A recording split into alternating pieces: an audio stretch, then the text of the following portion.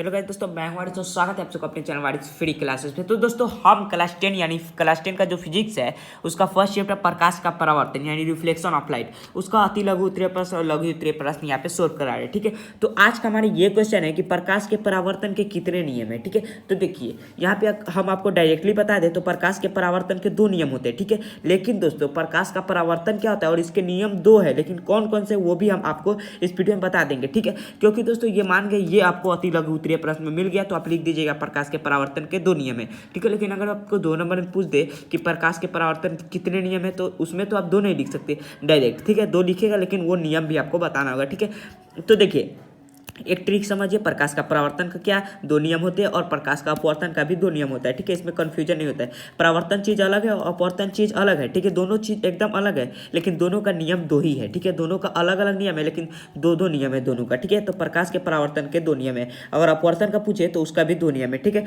तो चलिए प्रकाश के परावर्तन के दो नियम हम ये तो जान लिए, लेकिन प्रकाश का परावर्तन क्या होता है और इसके दो नियम कौन कौन से वो भी जान लेते हैं। ठीक है, अगर आपको यहीं तक इंटरेस्ट है तो आप वीडियो छोड़कर जा सकते हैं। अगर आपको सच में जानना है प्रकाश के परावर्तन के दो नियम कौन से, तो वीडियो के एंड तक देखिएगा क्योंकि ये भी आपको एग्जाम में पूछे जाते हैं। ठीक है, तो देखिए प्रकाश के जो परावर्तन है, ठीक है, यानी प्रकाश के जो परावर्तन है उसे हम क्या कहते हैं। देखिए किसी सतह से, यहाँ पे देखिए जैसे कि यहाँ पे हम ऑलरेडी बनाए। ठीक है, देखिए ये एक सतह है, मान लीजिए एक सतह है, तो किसी सतह से प्रकाश की किरण आकर, ठीक है, प्रकाश की किरण आकर अगर दूसरी दिशा में बदल जाए, यानी किसी सतह से प्रकाश की किरण टकराकर अपने दिशा में परिवर्तन प्रकाश का परावर्तन कहलाता है। ठीक है, यहाँ पे लिखे भी होंगे शायद। हाँ देखिए, किसी सतह द्वारा प्रकाश की दिशा में परिवर्तन प्रकाश का परावर्तन कहता है। यानी कोई अगर सतह है उसमें प्रकाश की एक किरण आया और वो परावर्तित हो गया, ठीक है, यानी किरण आया और चला गया तो उसे प्रकाश का परावर्तन कहेंगे। जैसे कि कोई वस्तु है उस पर प्रकाश की किरण आती है, उस पर पड़ती है, उसके बाद परावर्तित होकर हमारी आँख पर पड़ती है तो हम उस वस्तु को देख पाते हैं।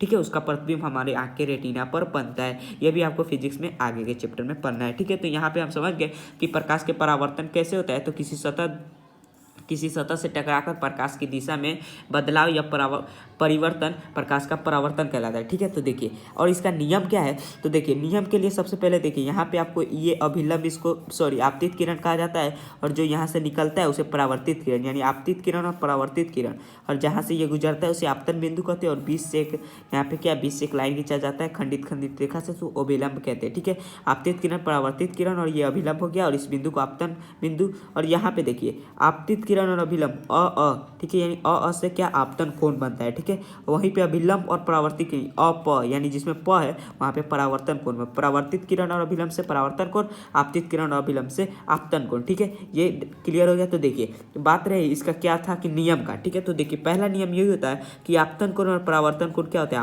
आपस में बराबर होता है। ठीक है, तो फर्स्ट नियम यही है कि आपतन कोण बराबर परावर्तन कोण। ठीक है, और सेकेंड नियम ये है कि आपतित किरण, परावर्तित किरण और अभिलंब आपतन बिंदु के तीनों एक ही समतल पर स्थित हो। ठीक है, यहाँ पे हम लिखे भी होंगे शायद। हाँ देखिए क्या है सेकेंड नियम कि आपतित किरण, परावर्तित किरण तथा आपतन बिंदु पर खींचा गया अभिलंब तीनों एक ही समतल में होते हैं। ठीक है, ये भी सही है। ठीक है, आपतित किरण और परावर्तित किरण जो था वो आपतन बिंदु पर खींचा गया अभिलंब तीनों एक ही समतल में होते, यानी एक ही समतल में तीनों होते, तो ये भी इसका नियम है। और एक आपतन कोण बराबर परावर्तन कोण, आपतन कोण को आई कहते हैं और परावर्तन कोण को आर। ठीक है, यानी कोण आई बराबर कोण आर।